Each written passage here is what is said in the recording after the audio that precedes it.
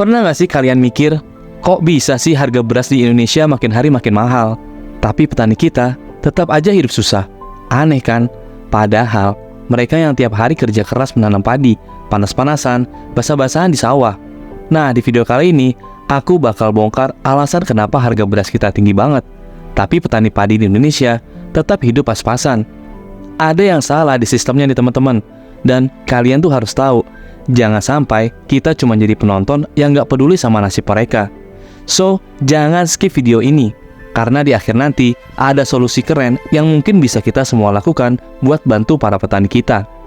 Yuk, langsung aja kita bahas.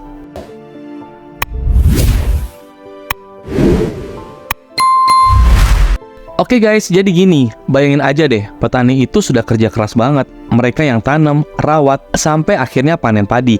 Tapi kenapa ya, pas hasilnya dijual, mereka cuma dapat untung kecil? Ini semua karena sistem distribusi beras kita tuh yang rumit dan enggak efisien. Setiap beras yang dipanen harus lewat banyak tangan dulu sebelum sampai di pasar. Dari tengkulak, penggilingan, distributor, dan seterusnya. Di setiap proses itu, harga beras terus naik. Tapi, petani cuma dapat sedikit dari hasil keringat mereka. Belum lagi, banyak petani yang nggak punya akses ke teknologi modern atau modal usaha. Jadi mereka harus kerja dengan alat-alat tradisional yang kurang efektif. Makanya, hasil panennya nggak maksimal dan harga jualnya sering nggak sebanding sama usaha mereka. Nah, ini nih yang bikin meskipun harga beras mahal di pasar, petani kita tetap aja hidup dalam keterbatasan. Miris kan?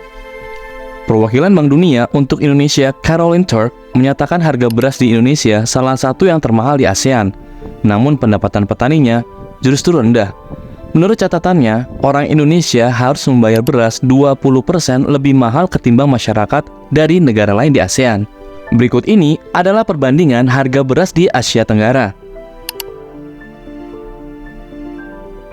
Dari data ini, harga beras Indonesia berada di urutan kedua yang termahal di ASEAN. Dan kalian tahu nggak, harga beras kita lebih mahal dari Singapura loh. Menurut survei pertanian terintegrasi yang dilakukan oleh BPS pada tahun 2024, pendapatan rata-rata petani kecil di Indonesia kurang dari $1 per hari, atau hanya 341 US dollar, kalau dirupiahkan 5,2 juta rupiah per tahun.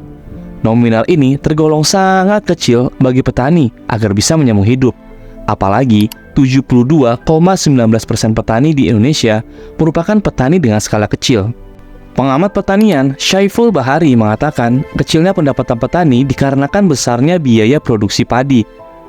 Meski saat ini harga gabah sedang naik, tapi dengan tingginya biaya produksi, hal ini tidak meningkatkan pendapatan petani. Jadi teman-teman, itu tadi pembahasan kita tentang kenapa harga beras di Indonesia mahal tapi petani tetap miskin.